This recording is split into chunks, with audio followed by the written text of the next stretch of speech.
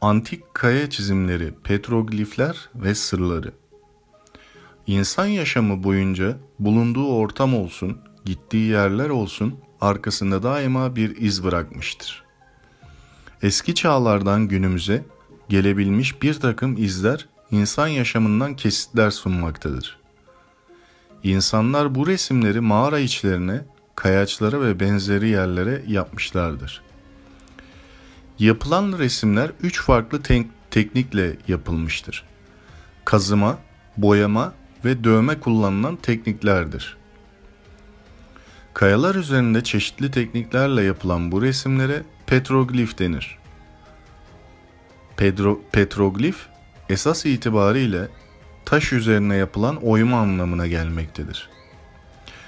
Bu kelimeyi karşılamak için Türkiye Türkçesinde kaya üstü tasvirler, kaya üzerine levhalar, kaya resimleri, taş oymaları gibi kavram işaretleri de kullanılmaktadır.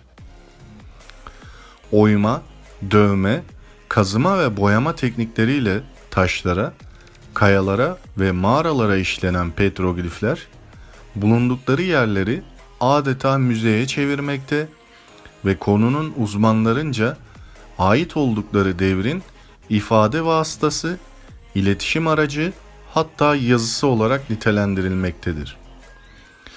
Asya'dan Avrupa'ya birçok kıtada bugün farklı dönemlerde farklı Türk boyları tarafından vücuda getirilmiş petroglifler bulunmaktadır.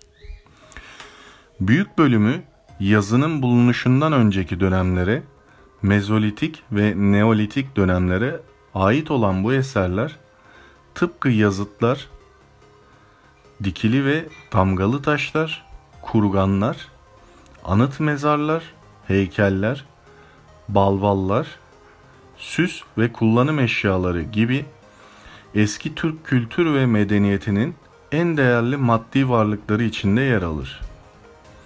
Zira bu eserler Türk yaşayış ve inanışı hakkında derin izler taşımakta, Türk kültür ve medeniyetinin özellikle Saka, Hun, Avar, Kırgız, Köktürk ve Uygur dönemlerine ait birçok bilinmezinin aydınlatmasına ışık tutmaktadır.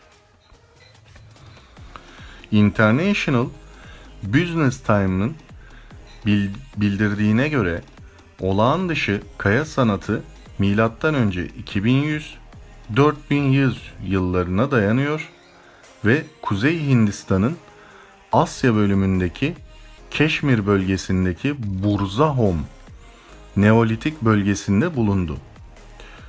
Arkeologlara göre içinde iki parlak nesne bulunan bir gökyüzünü ve yeryüzündeki insan ve hayvan figürlerini tasvir ediyor. İlk bakışta hem hayvan hem de insanlar av sahnesinin bir parçası gibi görünüyordu. Fakat detaylı incelemelerden sonra bilim insanları figürlerin yıldız kalıplarını ve iki parlak cisminin bir güneş ya da ay ve bir süpernova olduğunu kararlaştırdı. Petroglif olarak tanımladığımız kaya resimleri aslında bir yaşanmışlığın hikayesidir. Bunu biraz açacak olursak, o dönemde yaşayan insanlar günlük hayatlarına tanık oldukları olayları, günümüzde de olduğu gibi ne olup bittiğini kayda almak için not niteliğinde kayalar ve farklı materyaller üzerine işlemişlerdir. Bazı figürleri de din üzerinden değerlendirerek kutsal saymışlar ve ritüele böyle geçirmişlerdir. Tabi bunları yaparken de sanatsal olarak değerlendirmemişlerdir. Ayrıca insan yaşamından kesitler sunan bu kaya resimlerinin benzeri diyebileceğimiz betimlerinin farklı coğrafyalarda, farklı zamanlarda görülmesini de konar göçer toplulukların her gittiği yerde kültürlerine ait sembolleri resmetmesinden dolayı olabileceği yorumuyla açıklık getirebiliriz. Ne olursa olsun tarih boyunca din kavramı hep ön planda olmuştur. İnsanlarda bu çerçeve içerisinde her zaman bunu yaptıklarını resimlerle vurgulamışlardır. Dünya üzerinde bu örneklere benzer kaya resimlerinin de keşfedilmeyi beklediğini söylemek mümkündür. Petrogliflerin çizilme ve biçimi ve dünyanın diğer bölgelerinde bulunan çizimlerle olan benzerlikleri, bunların tarih öncesi zamanlarda yapıldığına ve muhtemelen bugüne kadar keşfedilen en eski petroglifler arasında olduğuna inanılmasına neden oldu. Maharashtra Devlet Arkeoloji Bölüm Müdürü Tejash Garge, bu petrogliflere dair vardığımız ilk sonuç, milattan önce 10.000 civarında yapılmış oldukları diyor.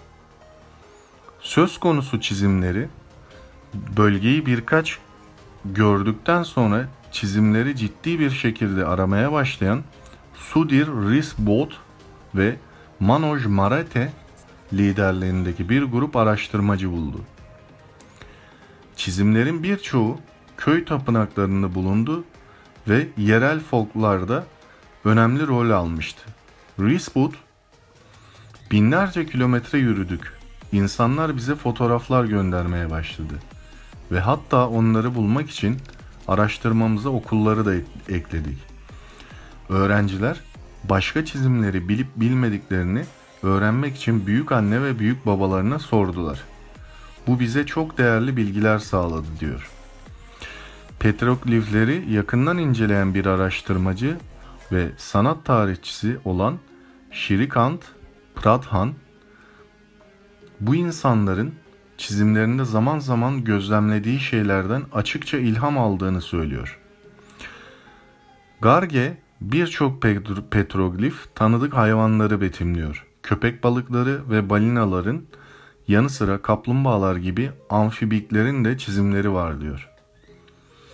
Arkadaşlar, bu petrogliflerle ilgili benim, yani bunlar kayıt dışıdır tamamen ve komplo teorisi diye adlandıracağımız bazı bilgiler daha mevcut. Bunlar size okuduğum bu videodaki bilgiler tamamen yazılmış, çizilmiş olanlar.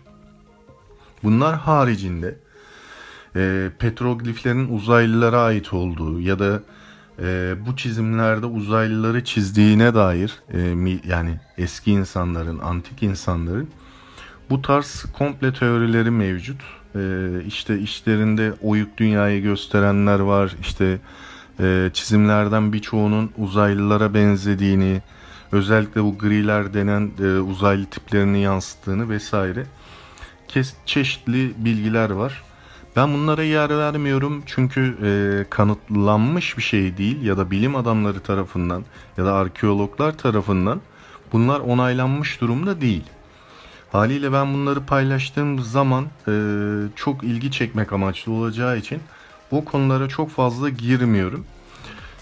Videolarımda dikkat ettiyseniz daha çok resmi yazıları ele alıyorum. Resmi yazılar üzerinden konuşuyorum. Petroglifler genellikle dediğim gibi biraz da komple teorilerine konu olan bir bilgi. Şu ana kadar petrogliflerle ilgili gördüğüm resimlerde, hatta video içine de dahil etmeyi düşünüyorum. Herhangi bir yani böyle uzaylıyı andıracak, işte yok uzaylılar gelip bunu çizdi denilecek tarzda resimler görmedim. Siz de internet üzerinden rahatlıkla bakıp bulabilirsiniz.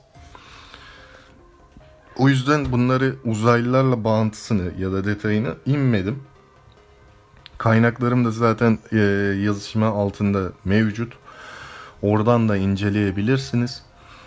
Dediğim gibi izlediğim belgesellerde de yaklaşık 2-3 tane petrogliflerle ilgili çekilmiş, yerli ve yani yerli dile çevrilmiş diyeyim, Türkçe'ye çevrilmiş ve yabancı dilde altyazılı şekilde izlediklerimde de hani bunun böyle bir durumu yansıttığını, işte yok uzaylılarla bağıntı kurulduğunu, işte o dönem ziyaret ettiklerini vesaire tarzında, bunların komplo tarzında verildiğini söylüyorlar.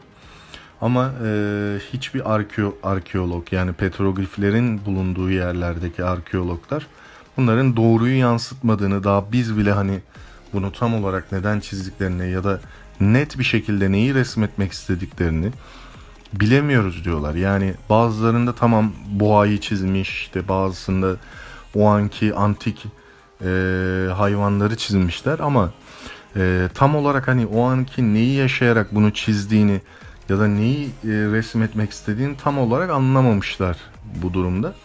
Zaten okuduğum metinde de, yani size yansıttığım, topladığım metinde de bunları net bir şekilde anlatmış arkeologlar da. Petrogliflerin 10.000 civarında, yani milattan önce 10.000'lerde yapıldığını arkeologlar düşünüyor. Yani eski Mısır'dan da daha eski oldukları kanaatindeler. Dediğim gibi petrogliflerden sonra size jeoglifler hakkında bilgi vereceğim. Onunla ilgili de çalışmayı hazırlıyorum. Jeogliflerde de dediğim gibi aynı komplolar söz konusu. Onda da yine böyle bir açıklamada bulunacağım size, nerelere değinildiğini, nerelerde girildiğine dair. Bir sonraki videoda görüşmek üzere. Hoşça kalın arkadaşlar. Abone olmayı unutmayınız.